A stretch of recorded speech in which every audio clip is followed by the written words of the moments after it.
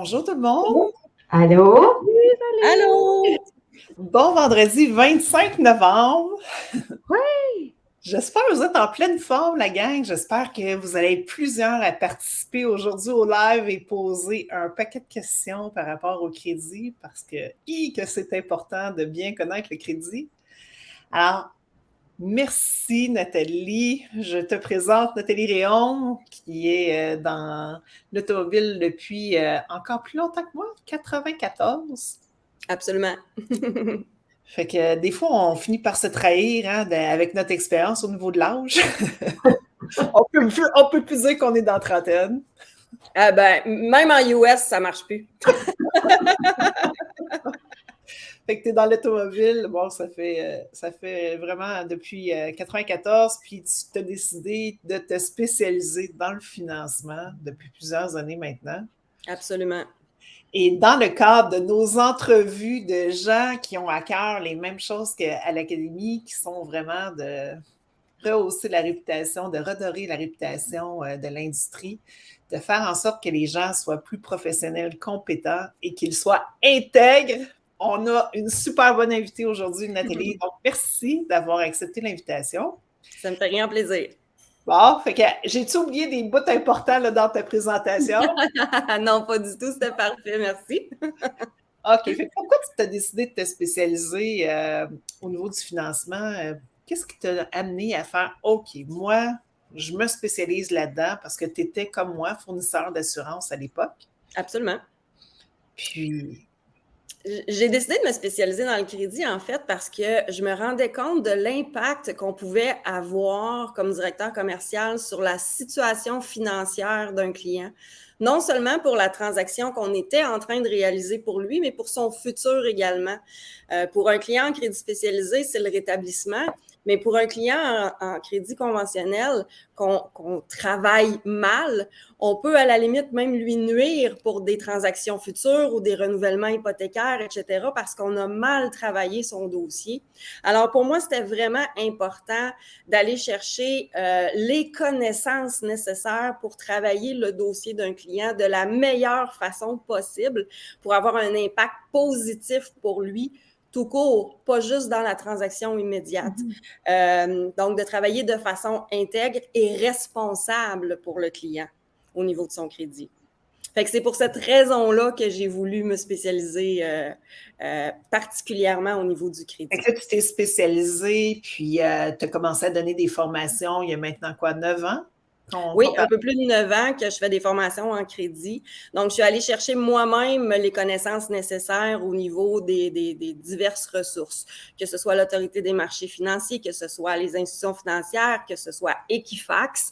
Donc, je suis allée chercher les informations, les connaissances nécessaires pour parfaire justement mon bagage personnel et être en mesure de transmettre ces informations-là aux directeurs commerciaux qui avaient le goût d'être responsables et efficaces dans une transaction financière avec un client.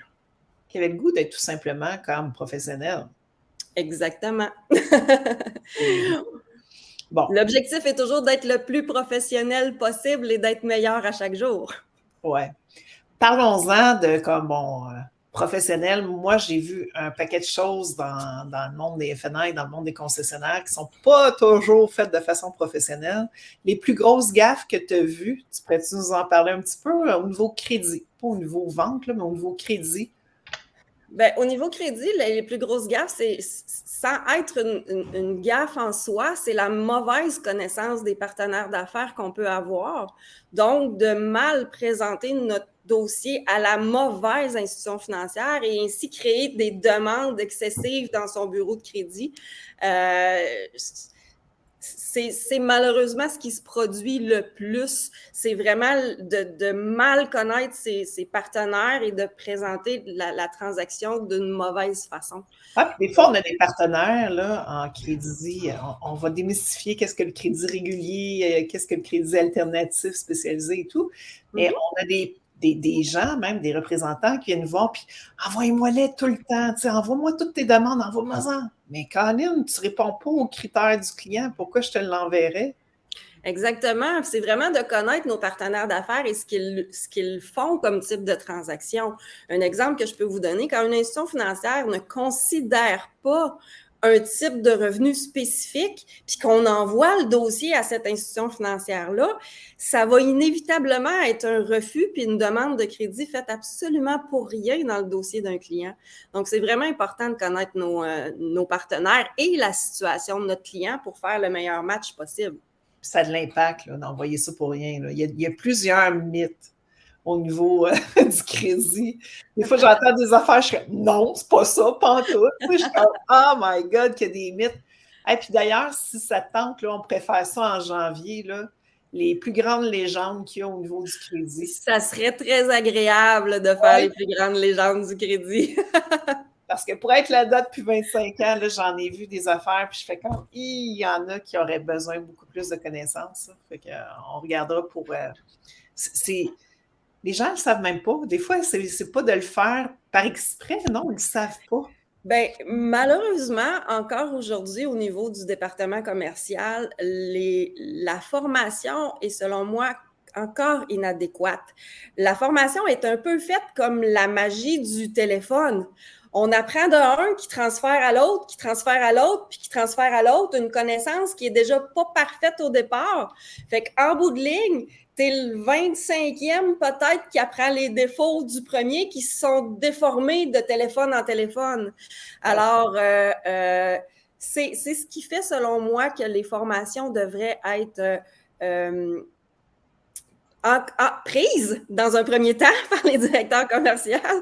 Donc, il devrait y avoir des formations offertes sur chacun des sujets avec lesquels les directeurs commerciaux doivent travailler à chaque jour. Puis le crédit, c'est presque 50% de leur travail, le crédit puis la législation qui va avec la transaction. Puis malheureusement, très peu prennent des formations au niveau du crédit puis apprennent sur le tas avec les légendes qui passent au travers, qui se transmettent de bouche en bouche, puis qu'au final, ces légendes-là font foi de réalité, alors que c'est pas le cas. Puis là, faut juste, il y a des oreilles sensibles, dans le fond, on n'attaque aucune école présentement. Là. on attaque zéro école. C'est ce qu'on voit dans l'industrie, tu sais, qu'il n'y a pas vraiment de formation de bourse crédit. Par contre, à l'Académie Coaching Elite, au niveau de la formation débutant, on l'enseigne, le crédit. On va vraiment dans plusieurs aspects, pas autant qu'une grosse formation spécialisée. Mais je te dirais que les gens ont un gros 2 jours à passer juste à comprendre comment fonctionne le crédit, comment lire un bureau de crédit, qu'est-ce qui est important pour les approbateurs, c'est quoi les critères des institutions financières. On regarde même ça dans notre formation de base. Puis bon, s'il y a des écoles de formation qui écoutent, ben si le chapeau vous fait juste à le prendre, on n'attaque aucune école. Tu sais, c'est ce qu'on a vu à travers, moi, mes 25 ans, puis toi, quasiment tes 30 ans dans l'industrie, qu'il y avait une déficience au niveau de la formation sur le crédit dans l'industrie. Bien, en fait, moi, j'ai commencé quand j'ai été directrice commerciale dans le passé. Et quand j'ai commencé, j'ai appris entre guillemets, sur le tas. J'ai la majorité. Oui. J'ai choisi moi-même au fil des années d'aller chercher des formations professionnelles. Mais au départ, comme tous les directeurs commerciaux ou à peu près, j'ai appris sur le tas. Alors, en prenant aussi les mauvaises informations qui m'étaient communiquées de un et l'autre. Et c'est en prenant des formations professionnelles que j'avais choisi de prendre dans ma carrière qu'à un moment donné, j'ai réalisé, oups, ça, je ne le fais pas de la bonne façon, ou oups, ça, c'est pas du tout ce que j'avais appris. Puis au fil des années, ben, j'ai essayé de me corriger le plus possible, puis d'aller vraiment vers les bonnes pratiques d'affaires, puis dans le but, comme je vous mentionnais tout à l'heure, de vraiment respecter la situation financière d'un client. Bravo! On a besoin de collaborateurs comme ça à l'Académie, tu sais, des gens vraiment qui veulent aller au bout des choses, qui veulent vraiment apprendre en profondeur, puis pas faire n'importe quoi. Mm-hmm. Super! Fait que là, tu nous as pas dit, bon, par rapport à ce que tu as vu de pire dans l'industrie, c'est que les gens ne connaissent pas les différents partenaires. Des fois, ne respectent pas les différents partenaires aussi. On en parlait par rapport au cash deal qu'on transforme en financement. Absolument. Ça, c'est un gros fléau qu'il y a encore dans l'industrie, qu'on propose des financements temporaires aux clients. T'en penses quoi de ça? Ben, c'est effectivement une très mauvaise pratique d'affaires d'offrir au client un financement temporaire, sachant très bien qu'il n'en a pas besoin. Je pense qu'on peut arriver dans une discussion avec le client à lui offrir de financer son véhicule parce qu'il a la possibilité de faire autre chose de plus intéressant de son comptant, mais de lui offrir un financement temporaire à fermer après une courte période simplement pour encaisser une ristourne, je pense que c'est manquer de respect à nos institutions financières partenaires, puis c'est notre gagne-pain. C'est grâce à eux qu'on fait ces transactions-là. Je pense qu'il faut respecter nos clients, mais il faut aussi respecter nos partenaires d'affaires. Vraiment, vraiment. Puis, ben, tu l'as vu, il y a certaines institutions financières qui ont fermé des comptes. Absolument. Parce qu'il y avait trop, tu sais, de paiements de fait trop rapidement des sommes. Exactement. Certaines institutions financières ont choisi de se retirer de certains concessionnaires ou commerces de véhicules d'occasion parce que les mauvaises pratiques d'affaires leur coûtaient très cher. Fait qu'ils ont choisi de se retirer. Ce qui, en fait, en bout de ligne, pour ces concessions-là ou commerces-là, ça l'enlève des outils dans le coffre. Ouais. Donc, plus on en a, plus on est en mesure d'offrir la meilleure transaction possible avec notre client. Donc, par le manque de respect de certains partenaires, ben, on perd des outils. Fait qu'à un moment donné, le tournevis plat, ben, il finit par être remplacé par un couteau de cuisine. Fait que c'est pas nécessairement la meilleure façon de faire des transactions. Non, j'ai déjà vu un client s'être fait offert, c'était un financement avec genre, je pense, Avantage Cocha ou en tout cas une compagnie de crédit spécialisée parce que la bannière avait juste une institution financière avec laquelle elle pouvait travailler. Fait que c'est exemple, si Desjardins, le client ne se qualifie pas pour Desjardins, ça ne veut pas dire que mon client, il mérite de s'en aller dans un crédit alternatif. Là. Puis c'est ce qu'il offrait par manque d'outils, comme tu. Puis je l'ai entendu live, là. Mm-hmm. Exactement. Il se peut qu'au fil du manque de respect à travers les années des partenaires d'affaires, qu'un commerce se ramasse à ne plus ou en avoir très peu, ce qui fait en sorte que les transactions que les clients peuvent recevoir dans ces concessions-là sont malheureusement pas nécessairement les plus adéquates pour leur situation. C'est vraiment un manque d'outils qui fait ça. Alors, on a une ancienne étudiante, Mélise Bérubé, je ne sais pas si tu t'en rappelles, Nathalie, on l'avait eue en 2017 quand on a fait des formations ensemble sur le crédit, qui dit de s'associer avec un conseiller en sécurité financière peut être une bonne chose. Fait que, bonjour Mélise. Bonjour Mélise. D'avoir vraiment, tu sais, de s'associer ou en tout cas de référer notre client à des gens qui vont s'occuper comme il faut de l'argent du client, oui, ça peut être une bonne chose, en effet. Bien, pour les clients qui disposent du comptant disponible pour faire l'achat du véhicule, pour réaliser la transaction, ça serait effectivement une bonne chose avant de choisir l'option de payer comptant, de rencontrer un conseiller financier pour vraiment valider qu'est-ce qu'il pourrait faire avec son argent qui pourrait éventuellement être plus rentable pour lui que payer le véhicule, puis peut-être à ce moment-là, le financer, puis avoir le meilleur des deux mondes. Donc, souvent, effectivement, prendre le temps de rencontrer un conseiller financier pour mieux gérer ses avoirs, ça peut être une excellente solution. J'en ai une qui est dans le Club Élite, qui, elle, a déjà été courtier hypothécaire. OK. Là, elle est chez Volvo, pour ne pas nommer la marque, mais elle fait affaire avec des gens qui ont de l'argent. Puis, c'est très rare que les gens qui veulent mettre ça sur leur marge de crédit hypothécaire, elle ne les transforme pas en prêt auto. Elle les transforme vraiment par les connaissances qu'elle a, parce qu'elle a dit aux gens, c'est vraiment, si on veut être capable de transformer les gens qui payent comptant en financement, il faut nous-mêmes aller chercher beaucoup de connaissances pour, être crédible aussi avec le client. Puis des fois, le client, c'est une bonne chose qu'il paye comptant, puis on va le laisser en payer comptant. Là. Absolument. Et il est fort. Dans certains cas, c'est la meilleure solution pour le client de payer comptant, effectivement.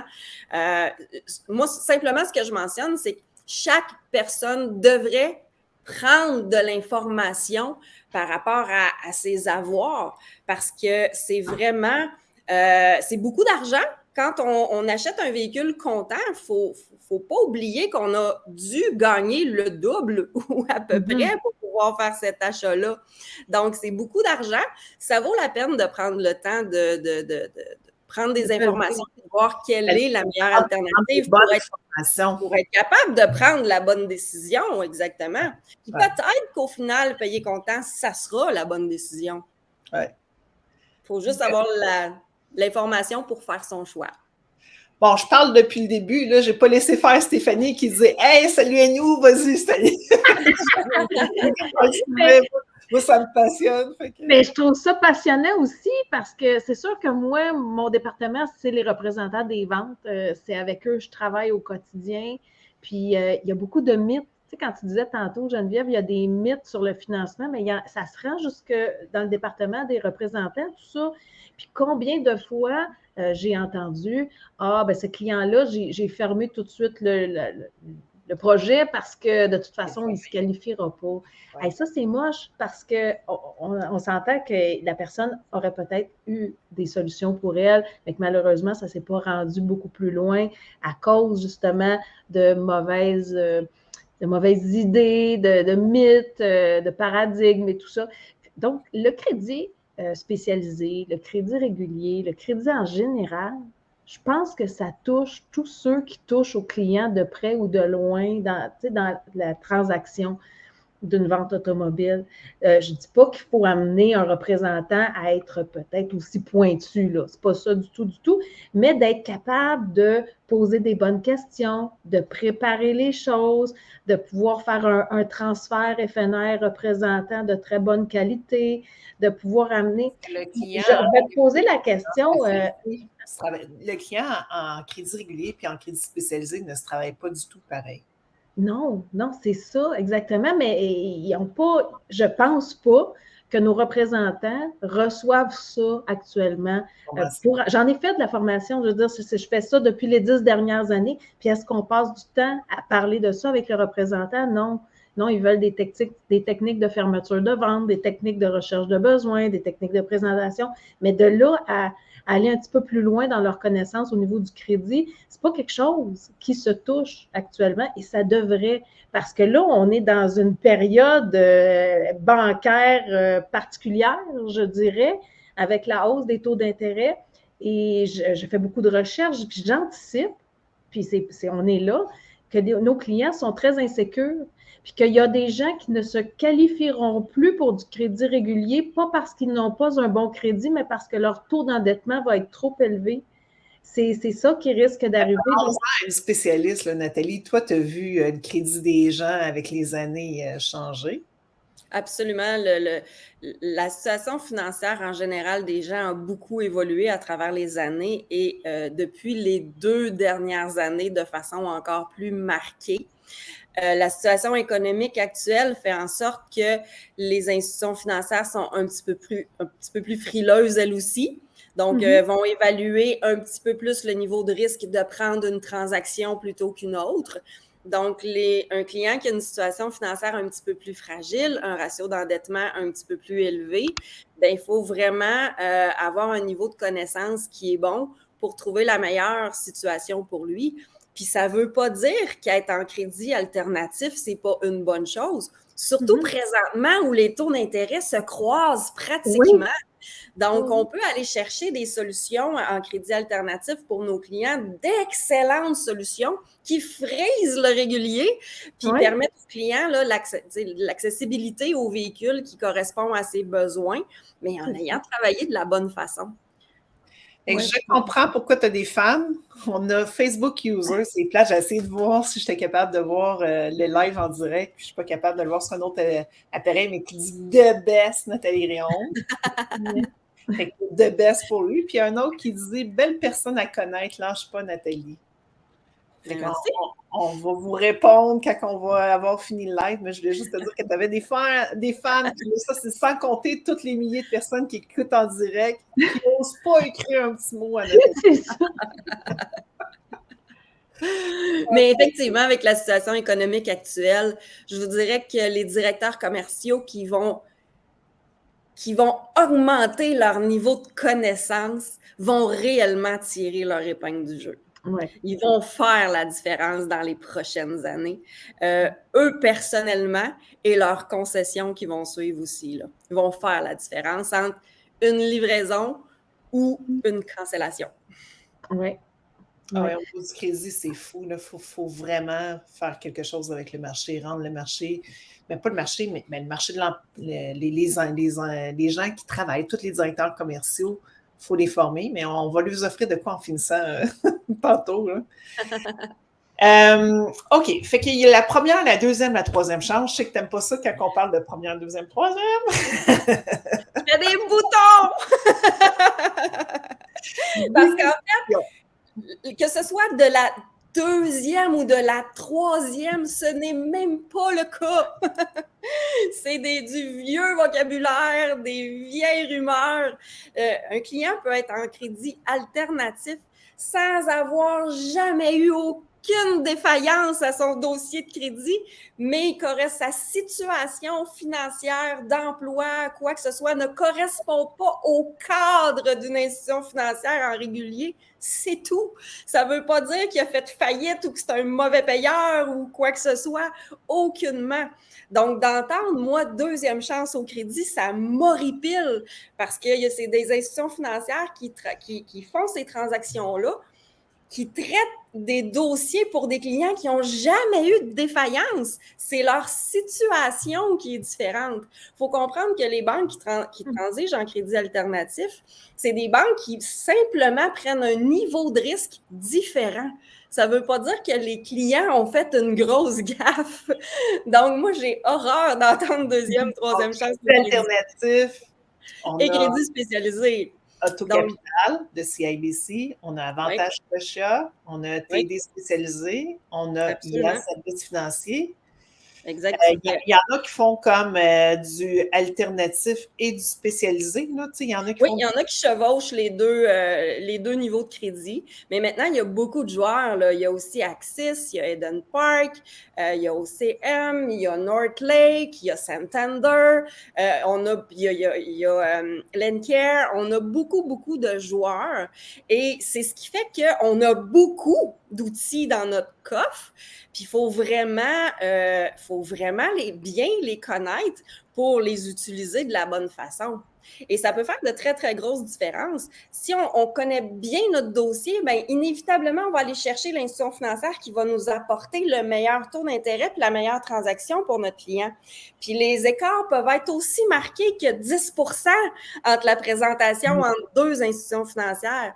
Donc, c'est vraiment important de connaître nos partenaires. Nathalie, moi, je suis curieuse. Pardon.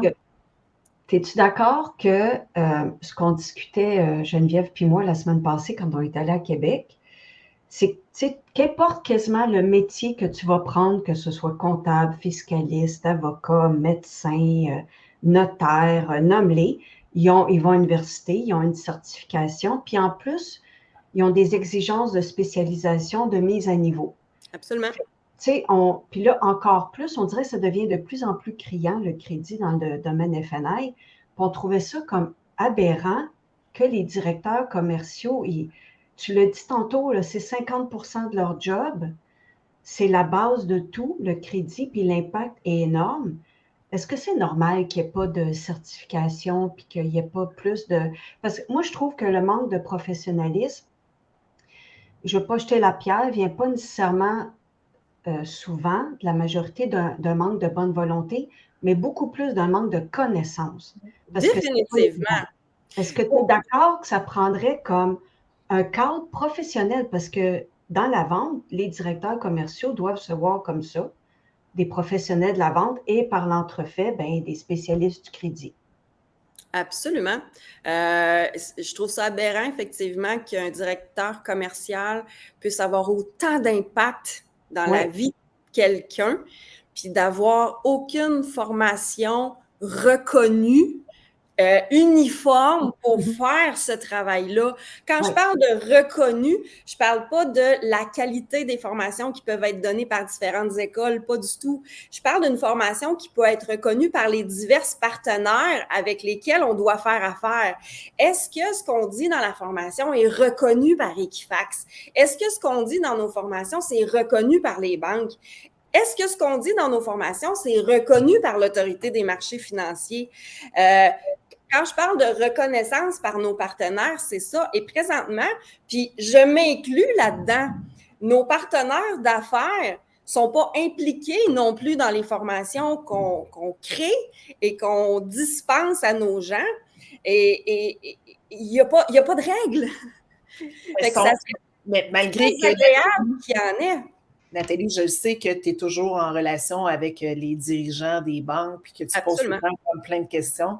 Fait que c'est sûr qu'ils savent grosso modo qu'est-ce que tu fais, mais ça serait bon, oui, que ce soit... Définitivement. Personnellement, j'ai choisi de donner mes formations à des partenaires d'affaires, c'est-à-dire de leur présenter exactement ce que je mentionnais pour valider justement mes dires et mon intégrité, etc. Mais ça n'empêche pas que il n'y a rien qui existe comme règle, ligne de conduite et conformité à ce niveau-là. Et ça devrait. Ouais. Tu donnais l'exemple, Rachel, de médecin, de dentiste, de chauffeur de camion. Oui. Il y a une conformité. Oui. Donc, c'est ça. On a un Facebook user, salut Facebook user, qui dit pour ma part, la formation que j'ai faite n'allait vraiment pas en profondeur. Je me demande même comment les élèves peuvent travailler comme directeur financier sans préalablement avoir de l'expérience en automobile. Oui. L'expérience en automobile, oui, tu sais, d'avoir une idée des contrats de vente, de toute la poutine qu'on a à maîtriser au niveau administratif, mais d'avoir une expérience aussi au niveau du crédit est ultra importante, là. Vraiment, parce que comme je mentionnais tantôt, on a un impact dans la vie des gens. On a une responsabilité dans la vie des gens. Ouais. Puis Nathalie, quand tu dis qu'on a une responsabilité dans la vie des gens, moi, ça me fait beaucoup réfléchir parce que je suis très pro-service client. Moi, c'est le client avant tout, le client au centre de toutes nos transactions. Je suis fatigante avec ça, bien c'est ça. Mais pour un client, la différence entre rencontrer un professionnel du crédit puis la différence entre rencontrer quelqu'un qui fait de son mieux, OK? Elle est énorme parce que nous, on en voit là, des gens qui sont devant un refus, OK? Un refus, puis ils ne peuvent pas aller de l'avant pour une transaction, puis qui, par malaise, ne vont pas recogner ailleurs, donc vont aller prendre autre chose, un attendant, vont essayer de trouver des solutions, alors que s'ils avaient fait affaire avec une personne compétente, il y a probablement plus de chances qu'ils conduisent le véhicule dont ils ont vraiment besoin. Donc, ça a un impact pour tout le monde, pour les concessionnaires. Il y a des mythes. Tu sais, il y a vraiment des mythes là-dedans parce que je m'excuse, j'ai des directeurs financiers qui pensent qu'ils doivent faire des affaires croches pour être capables de faire passer les gens au crédit. Puis après, ben, le disent aux vendeurs et le disent à la direction. J'ai augmenté son revenu de X montant, j'ai fait telle affaire, au lieu d'un an de job, j'ai mis 2 ans.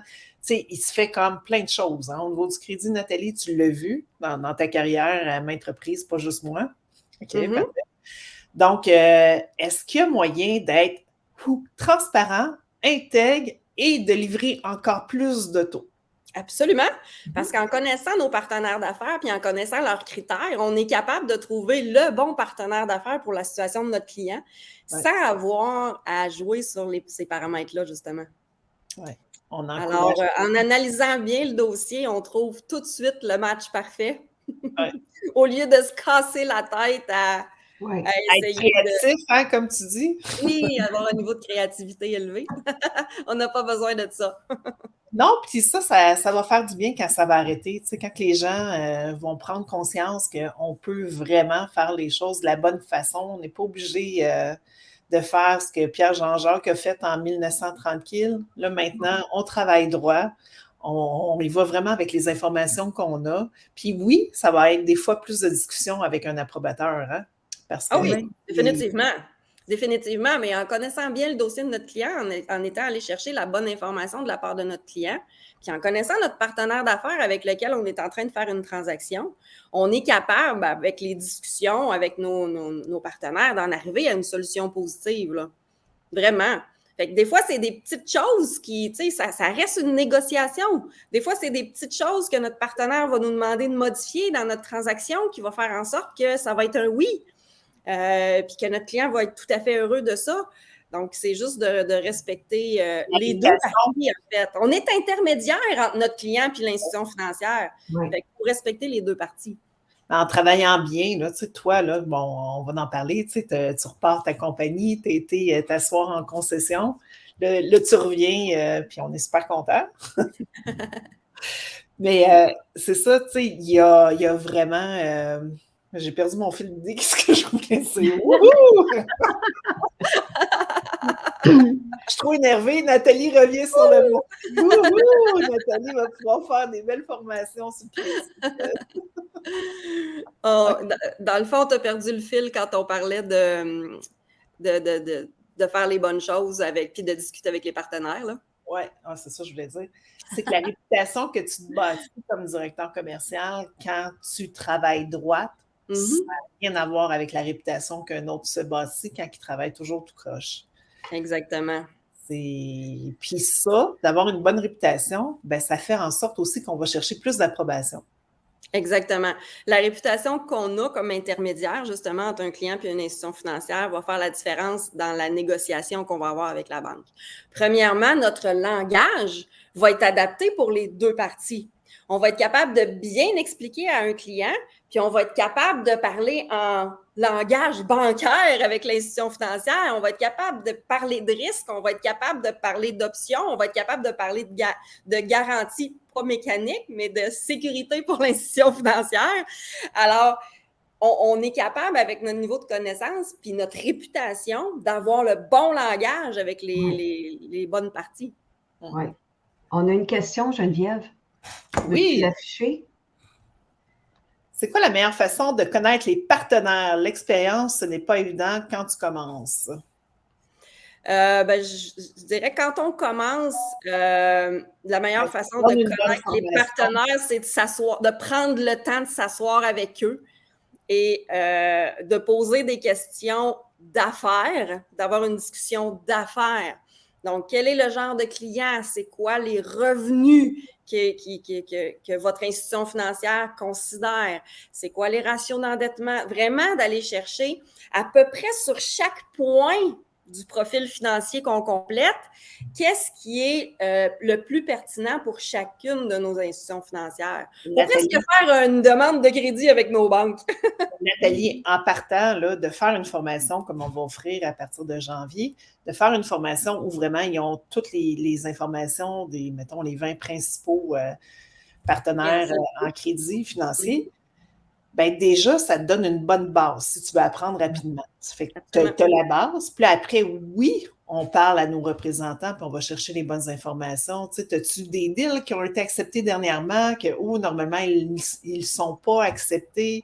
Tu sais, les représentants, ils vont pouvoir nous feeder énormément, là. Et le crédit, c'est un heureux mélange de connaissances et d'art, hein? Parce que le crédit, c'est très fluctuant. Le crédit, une réponse d'aujourd'hui ne sera pas la réponse de demain.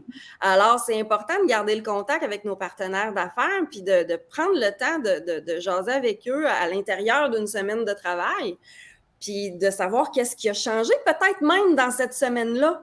Peut-être que dans cette semaine-là, tout d'un coup, si les clients qui, la semaine dernière, avaient 3 mois d'emploi, c'était correct. Puis là, depuis une semaine, là, en bas de 4, on a de la misère. Bien, c'est intéressant de savoir ça de nos partenaires parce qu'on va être capable, justement, en connaissance de la situation du client, bien, de trouver la meilleure solution. C'est définitivement ça. Des fois, ils ouvrent les valves. Ça bouge tellement qu'il faut être constamment là, dans l'information. Des fois, ils ouvrent les valves, là, on le voit, là. Tu sais, c'est comme, ils acceptent comme, ils ont vraiment les critères plus lousses que normalement, là. Effectivement, parce qu'eux aussi ajustent leurs risques en fonction de leur portefeuille. À la base, quand une année financière commence pour une banque, ils se disent, j'ai tant de millions à mettre sur la route, puis le risque que j'accepte, c'est de perdre à peu près tant. Mais là, l'année commence, l'année avance, puis ils ont des impacts des décisions qu'ils ont prises en début d'année, puis dans les années précédentes. Fait que c'est normal qu'ils se rajustent. Puis c'est un peu comme une statistique. Si leurs pertes sont sur un sujet spécifique, ils vont resserrer ce critère-là. Puis ça, c'est très variable et ça bouge toute l'année. Alors, plus on est proche de nos partenaires d'affaires, mais plus on est au fait de ça. Puis on est capable là, vraiment là, de s'ajuster, nous, comme intermédiaires, juste pour notre client. On le voit avec la BMO ces temps-ci, là. Tu sais, qu'est-ce qui se passe avec BMO? Il y a des institutions financières, effectivement, ces temps-ci, qui se réajustent plus que d'autres. Toujours les bons mots pour... OK, fait que là, tu repars en affaires. On est vraiment content. C'est quoi les services que tu offres présentement? En fait, bien, évidemment, j'offre les services de formation pour le crédit, autant en crédit régulier, en alternatif qu'en spécialisé. J'offre aussi des services d'accompagnement à des directeurs commerciaux qui voudraient apprendre à devenir meilleurs. Donc, au niveau transactionnel, je m'implique avec eux, avec les clients, pour une quantité de formation spécifique, une quantité de transactions spécifiques qu'on convient. Fait qu'à ce moment-là, chaque transaction devient une formation en elle-même. Donc, on étudie le dossier du client, on discute du dossier, excusez l'anglicisme, on débrief par rapport au dossier, puis on regarde toutes les offres des partenaires d'affaires, puis on a souvent, à plusieurs têtes, on a souvent plusieurs réponses. Moi, je verrais ce client-là, moi, je le verrais là. On regarde à 2 têtes, à 3 têtes, la meilleure solution possible, puis on va de l'avant. Puis on va de l'avant aussi dans la discussion avec le client au niveau du langage, etc., pour en fait que le directeur commercial grandisse le plus rapidement possible. Moi, je pense que tu appelles même les institutions financières. Tu as quelqu'un qui veut te parler, hein? Oui. Mais quelqu'un qui veut s'inscrire à une formation, Nathalie. C'est clair. Puis, tu as un autre service aussi où tu prends en charge carrément tous les dossiers pour les gens qui ne veulent pas s'en occuper, hein? Parce qu'il y a plein de concessionnaires que j'ai déjà entendus qui disent « Ah non, moi, la deuxième, la troisième, on n'a pas des clients de ça ici, puis je ne veux pas toucher à ça du tout. » Tu sais, j'en ai entendu des propriétaires comme ça, là. Absolument. Donc, absolument. Pour les gens qui ne veulent pas s'occuper des crédits un peu plus difficiles ou un petit peu moins conventionnels, tu offres des services de t'occuper de A à Z de la transaction? Effectivement, il y a des concessionnaires qui préfèrent ne pas s'impliquer dans certains types de transactions. Et j'offre les services de faire ces transactions-là pour eux, tout en leur laissant leurs propres clients. Donc, ça, c'est un service que j'offre aussi aux concessions, là, de faire l'alternatif ou juste le spécialisé ou l'ensemble des deux. C'est des services réguliers. Même régulier, j'ai certains concessionnaires que je m'implique dans le régulier aussi. Concessionnaires ou des petits marchands, tu sais, il y a des fois des marchands qui n'ont pas la possibilité d'avoir un directeur financier parce qu'ils n'ont pas assez de volume. J'imagine que tu es capable de les prendre puis t'en occuper. Parce que c'est une spécialisation pareille, là, de s'occuper du crédit puis de s'occuper, de toute la conformité. Moi, des fois, quand je vois des modèles hybrides vendeurs FNR, je me dis, je serais curieuse de voir si toute la conformité est respectée, tu sais, si tout, parce que ça devient complexe, tout ce qu'il y a à faire, là. Absolument. Oui. Absolument. Les filles, avez-vous des questions pour Nathalie? Je voulais dire que, j'ai déjà pris une formation avec Nathalie, puis moi, je trouve que c'est tellement intéressant. Puis tu as raison, Nathalie, c'est un art parce que je trouve que le crédit spécialisé alternatif, c'est stratégique. C'est ça qui est le fun. D'un, les gens, moi, je trouve qu'ils sont ultra sympathiques. Ils viennent chercher une information. Ils ont besoin beaucoup plus qu'un client dans un crédit standard. Puis si on a les connaissances pour ça, ben c'est juste du plaisir, là. Absolument. Je vous encourage vraiment. Toi, Rachel, tu pars avec l'esprit que, c'est le fun, mais il y a des directeurs commerciaux, directeurs financiers qui, eux, partent dans l'esprit, c'est pas le fun. Bien, je les comprends. Eux autres ne trouvent pas ça le fun pour 2 raisons. Ils ont un manque de connaissances parce que ça en prend beaucoup, puis ils ont un manque de temps.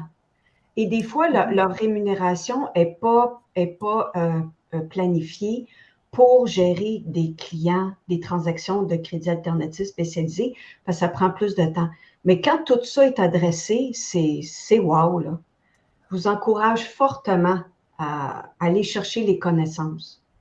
Beaucoup. Oui, parce que je pense que l'avenir dans lequel on est, là, déjà, les 2 pieds dedans, on a besoin que le personnel soit encore mieux outillé au niveau de tout ce qui se fait au niveau du crédit pour bien accompagner la clientèle de nos concessionnaires à avoir le meilleur service possible.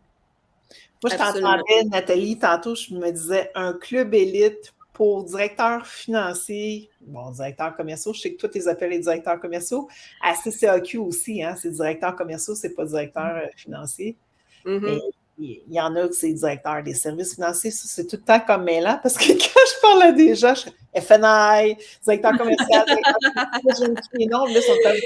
c'est le parfait exemple de Geneviève quand je dis qu'on est intermédiaire et on doit adapter notre langage en fonction de qui on parle. Mais c'est exactement ça. Quel titre on a réellement? Ça, il faudrait le voter, puis à un moment donné, tout le monde au Québec d'avoir le même titre. Ça serait le fun de faire un sondage.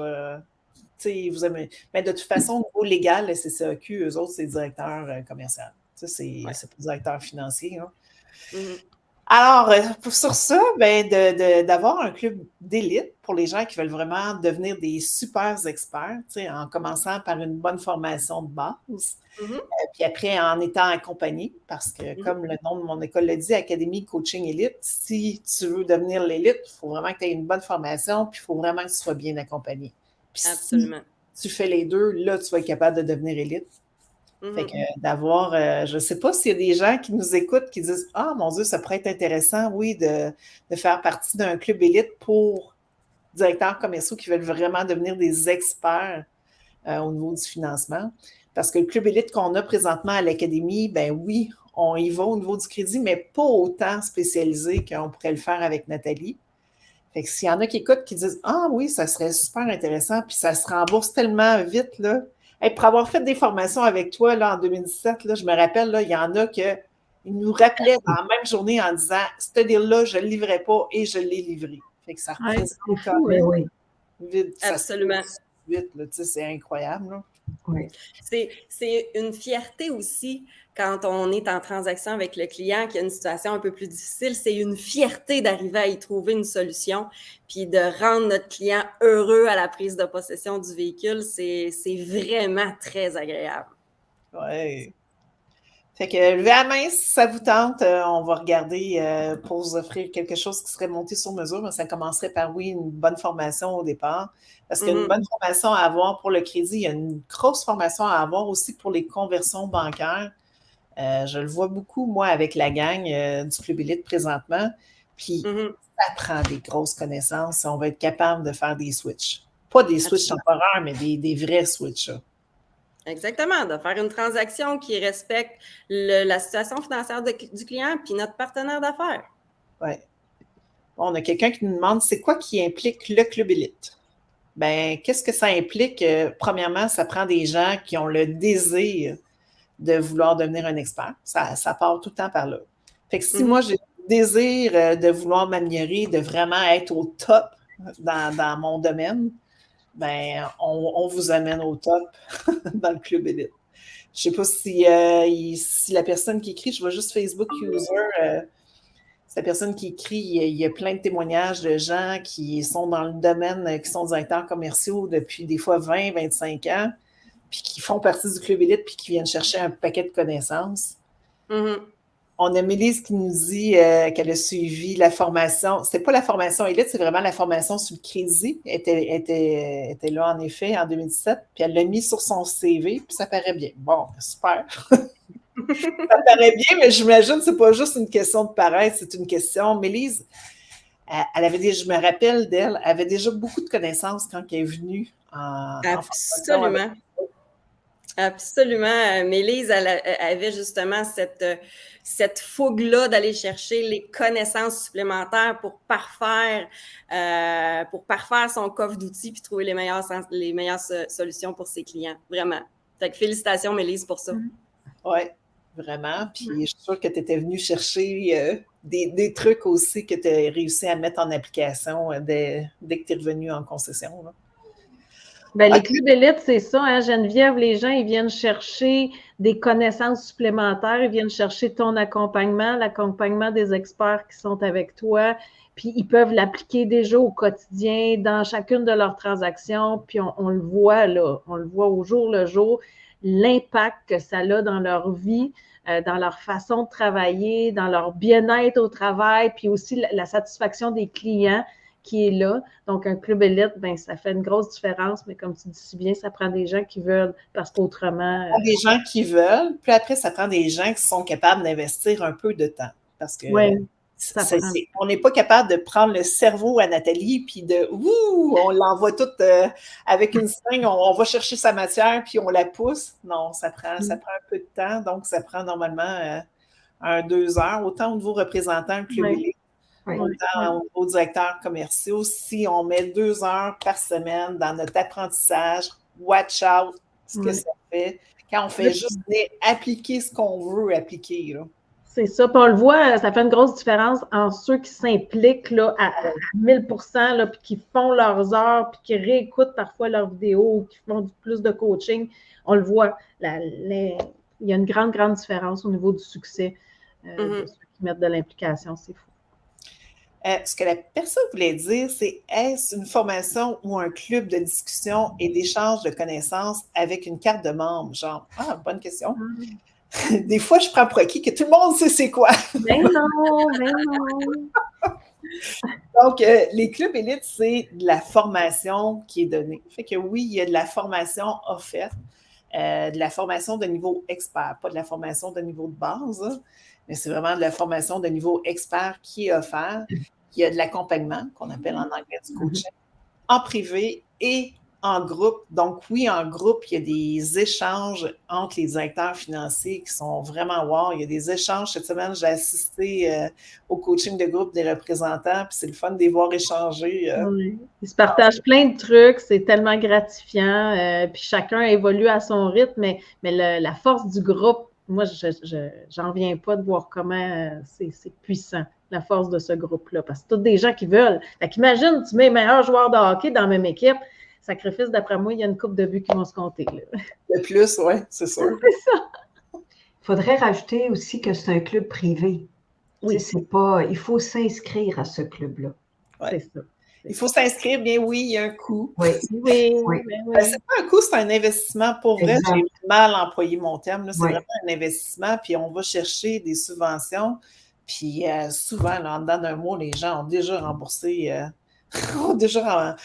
leur investissement. Mais imaginez devenir un super connaissant en crédit, ce que ça peut faire de différence, autant pour nos clients, autant pour notre équipe, autant pour la direction. Ils ont quelqu'un de confiance en place. Ouais. Les mythes, puis les mauvaises croyances, puis les mauvaises pratiques d'affaires, ils ne rentrent plus. Non, c'est ça. Puis la notoriété de la personne, tu sais, parce que d'afficher un diplôme avec des connaissances qui sont validées puis qui apportent beaucoup, beaucoup de plus-value à la concession et à la personne. Même pour le client, moi, je rêve du jour où les clients vont rentrer dans un bureau puis ils vont regarder sur le mur puis s'il n'y a pas de diplôme, ils vont dire non, moi, je veux quelqu'un d'autre. J'aimerais ça. Je me dis, ça inviterait les gens à aller chercher ce qu'il faut au niveau des connaissances. Puis il y en a qui veulent des connaissances, mais c'est les pourparlers des fois avec la direction qui peuvent être un petit peu... tu sais, des fois, on n'est pas tous sur la même longueur d'onde par rapport à ça. Mais quand tout le monde va avoir vu l'impact positif que ça peut avoir, ben, c'est tout le monde qui va y gagner. Effectivement. La semaine prochaine, sur notre live, on reçoit Sylvain Paquette, que tu avais vu à notre lancement, Nathalie. Absolument. As-tu une question que tu aimerais poser à Sylvain? En fait, je pourrais pas m'arrêter à une seule question à poser à Sylvain.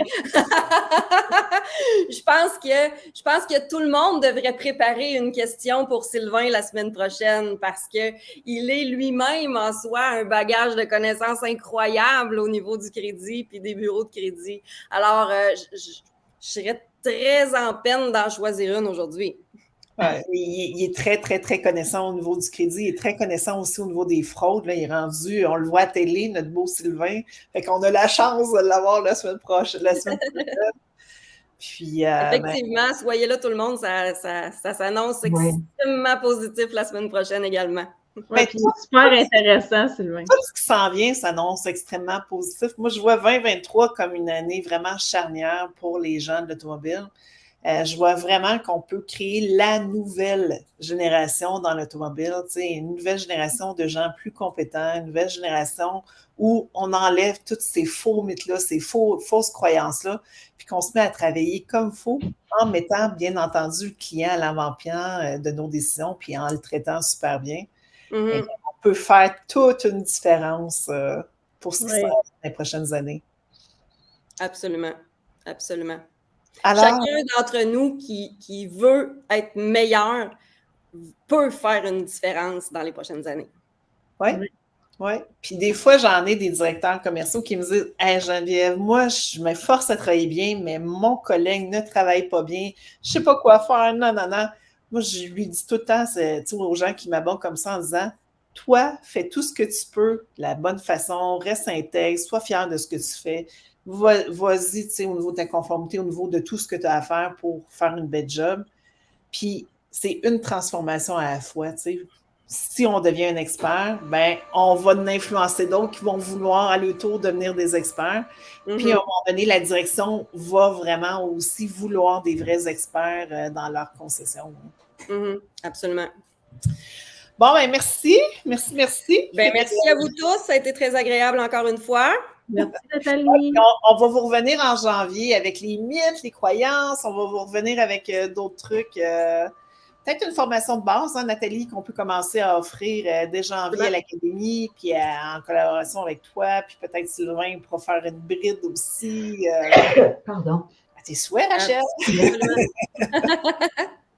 Puis c'est ça, on vous revient en janvier prochain avec plein de belles affaires. Ben, c'est génial. Alors, profitez tout le monde de votre beau vendredi après-midi, puis bon week-end. Merci. Bye bye. Bye tout le monde. Bon vendredi. Ah, elle est partie. Il est parti